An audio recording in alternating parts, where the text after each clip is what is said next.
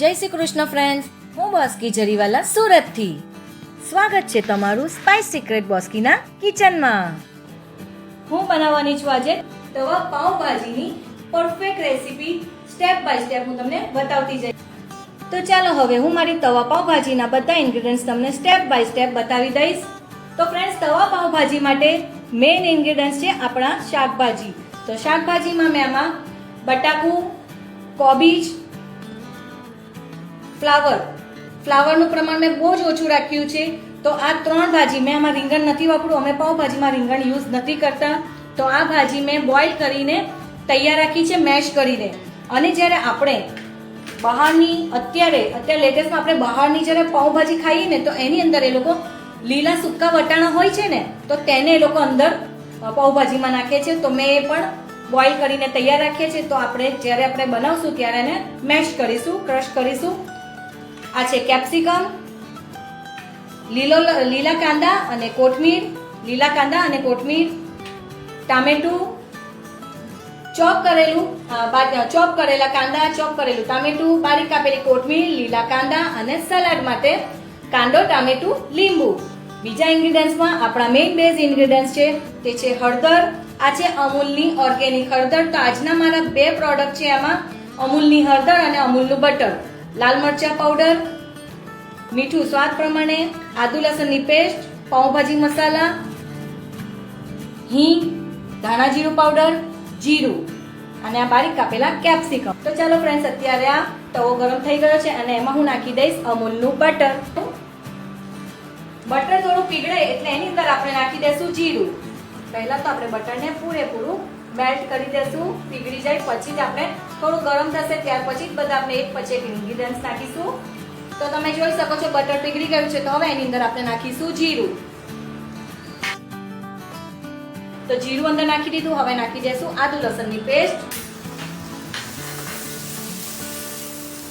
તો હવે આદુ લસણ સાતરાયા છે તો એની અંદર આપણે નાખી દઈશું થોડાક એવા ચોપ કરેલા કાંદા. અને હવે કાંદાને આપણે સાતળવા દઈશું. કાંદા સાતરાયા છે તેમાં આપણે નાખી દઈશું હિંગ.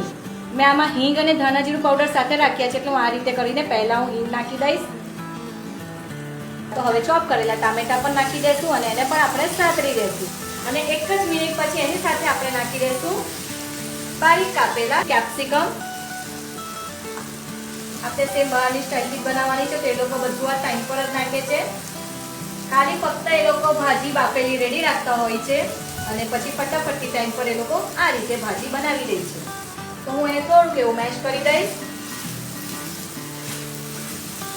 તો ફરી હું હવે એક ચમચી અમૂલ બટર બીજું નાખી દઈશ. તો ફ્રેન્ડ્સ, બધા મસાલા સાથે એટલે બધા કાંદો, ટામેટું અને કેપ્સિકમ ફાઇન એવું સાંકળાઈ ગયું છે અને ચડી પણ ગયું છે. તો એની સાથે હું બધા મસાલા કરીશ. તો હવે એમાં આપણે સૌથી પહેલા ધાણા જીરું પાવડર, હળદર, લાલ મરચા પાવડર, હવે નાખીશું મીઠું સ્વાદ પ્રમાણે, પાવભાજીનો મસાલો. હવે પાવભાજીનો મસાલો બધો જ નાખી દઈશું. તો ફ્રેન્ડ્સ, તો હવે બધું ફરીથી હું હલાવી દઈશ. આની અંદર હું થોડુંક એવું પાણી નાખીશ અને બધા મસાલાને ફરીથી મેશ કરી દઈશ.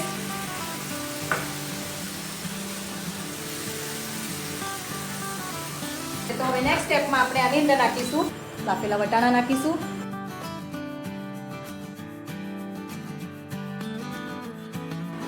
આની અંદર આપણે થોડુંક એવું પાણી એડ કરીશું જેથી બધું પરફેક્ટ એવું સેટ થઈ જાય. ચાલો, તો હવે આ બધું કમ્પ્લીટ થઈ ગયું છે. તેની અંદર બાફેલા વેજીસ નાખી દઈશું અને પાછું ફરીથી એને હલાવી દઈશું. થોડીક એવી મેશ પણ કરીશ. તો હવે આની ઉપર આપણે નાખી દઈશું લીલા કાંદા અને કોથમીર જેથી એનો ટેસ્ટ વધારે ફાઇન આવે. તો ફ્રેન્ડ્સ, આપણી ભાજી બનીને રેડી થઈ ગઈ છે. તો હું એને પ્લેટિંગમાં પહેલા કાઢી દઈશ અને પછી આપણે પાવને શેકી દઈશું. આની અંદર જ પહેલા હું એને થોડું એક બાઉલમાં કાઢીશ જેથી એ ફાઇન રીતે અંદર આવી જાય. તમે જોઈ શકો છો ફાઇન એવી ઉકળી રહી છે.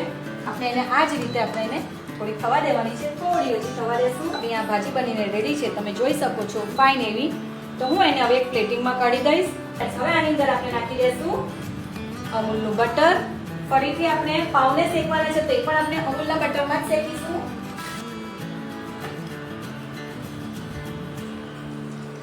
બટર અને મસાલો સેટ થઈ ગયો છે તો હવે પાવને મેં આ રીતે વચ્ચેથી કાપી નાખ્યા છે. તમને દેખાય છે પરફેક્ટ, અને હું એને આ રીતે કરીને પરફેક્ટ એવા શેકી દઈશ. છે તો આપણે બ્રેડને બંને બાજુ શેકી દઈશું. તો આપણા બ્રેડ રેડી થઈ ગયા છે. તો આપણે આ તરફ પ્લેટિંગ પણ તમને બતાવી દઉં. તો ફ્રેન્ડ્સ, હવે થઈ રહ્યું છે આપણું પ્લેટિંગ. હવે આ ભાજી છે, તવા ભાજી રેડી થઈ ગઈ છે. તો એની ઉપર આપણે ફરીથી થોડાક લીલા કાંદા અને કોથમીરથી ડેકોરેટ કરીશું. સાથે આપણે ઉપરથી લીંબુ અને સલાડ એ પણ આપણે સર્વિંગમાં લેવાનું છે. આ છે સલાડ અને આ છે લીંબુ. સ્પૂન. તો તમે જોઈ શકો છો ફ્રેન્ડ્સ, ફાઇન એવી ટેસ્ટી વાલી એકદમ મસ્ત મજાની બહાર પ્લેટિંગમાં સર્વિંગ થાય એ જ રીતે બનીને તૈયાર થઈ ગઈ છે. તવા પાવભાજી અને પાઉં પણ અમૂલ બટરમાં જ શેકેલા છે. તો ફ્રેન્ડ્સ, તમે જોઈ શકો છો ફાઇન એવી ભાજી બની ગઈ છે. તમને ગમી કે નહીં એ કોમેન્ટમાં કહેતા રહેજો. છે એકદમ ફાઇન વાલી ટેસ્ટી પાવભાજી. ફ્રેન્ડ્સ, તમને મારી આજની અમૂલ સ્પેશિયલ અમૂલ બટર વાલી અમૂલ બટરથી ભરપૂર એવી તવા પાવભાજીની રેસીપી કેવી લાગી? છે ને એકદમ ફાઇન વાલી ટેસ્ટી વાલી? તો ફટાફટથી તમે મને જોઈન કરો. લાઈક, શેર, ઇઝીલી કોમેન્ટ પણ કરતા રહેજો, જેથી મારી રેસીપીને લાઈક મળે તો ખબર પડે કે તમને ગમી કે નહીં. તો તમને મારી રેસીપી ગમી હોય તો ફરી મળીશું.